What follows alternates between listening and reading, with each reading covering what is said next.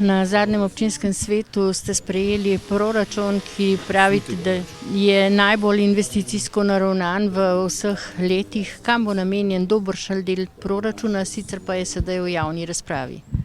No, proračun je približno 16 milijonov, od tega gre pol za investicije. Največji zalogaj pri tem je zgradnja medgeneracijskega centra, ki predvideva seveda novo knjižnico, center varstva za starejše, dnevnega varstva, manjši muzej vezenin, ki je prav na tem mestu, in še vrsta drugih aktivnosti, društva in tako naprej. Potem seveda gremo naprej z meteorno-fekalno kanalizacijo, še te zadnje odseke po občini, Spodnja vas, Sero in Razgledna, Ljaževa in tako naprej. Potem začetek gradnje promenade, to je več kot potrebno tukaj dol pod nami, in še seveda glavne naloge pa ostajata južna razbremenilna cesta. Prav danes se srečamo s predstavniki direkcije, tako da upam, da bomo le začeli v naslednjem letu, vsaj s krožiščem v Betinskem klancu. Tako da bomo delali to fazno, da se bo tudi gradbeno dovoljenje pridobivalo fazno. Dogovorjeno je tudi že z lastniki zemljišč? Na zahodnem delu, razen nekaj manjših odsekov, je stvar rešena. Na vzhodnem, seveda proti Namlinem, pa še ni. Dva pa sta bila razlastinjena v lanskem letu. No, tudi z nekaterimi smo se na koncu vseeno dogovorili, nekaj pa še poteka tega razlastitve. Se še vedno pojavlja civilna iniciativa v zvezi z gradnjo? No, civilna iniciativa nasprotuje poteku trase na vzhodnem delu, vasi Mlino, in mislim, da tukaj bomo napeli vse sile, da bodo razumeli in da jim bomo šli čim bolj na roke z vsemi njihovimi pripombami in željami, ampak kot nam zagotavlja projektant, bo zelo težko to traso prestavljati, ker poteka tudi preko zaščitenih območij in tako naprej, in to bo na vsak način zelo upočasnilo gradnjo te prepotrebne ceste. Kako pa je z umirjanjem prometa v občini Bled? No, trenutno je v izgradnji večje parkirišče za avtobusa pod gradom, se pravi zraven sedanje infrastrukture Bled.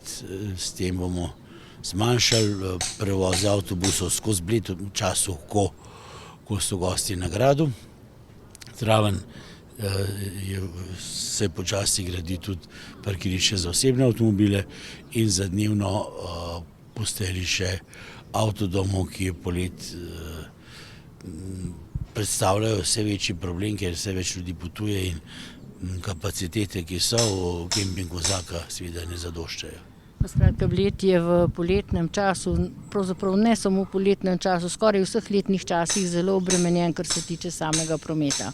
Normalno, mi smo tudi tranzitna točka, ker skozi Bled se grejo v gorje na Pokluko in se gre tudi v Bohane. Če bi na koncu sveta, bi lahko to drugače urejali, tako smo pa še, dokaj na obi dveh eno že imamo. Seveda severno se zelo pozna pri boljšem dihanju skozi kraj, ampak to same obale jezera še ne rešuje. Tukaj bo potrebno čim prej priti do južne ceste. S 1. oktobrom je svoje poslanstvo v občini Bled nastopil novi direktor občinske uprave Robert Klinar, ki je zdaj naš gost. Veliko dela pri samem poslanstvu kot direktor občinske uprave vas čaka verjetno, in ste se že seznanili, kaj so vaše naloge?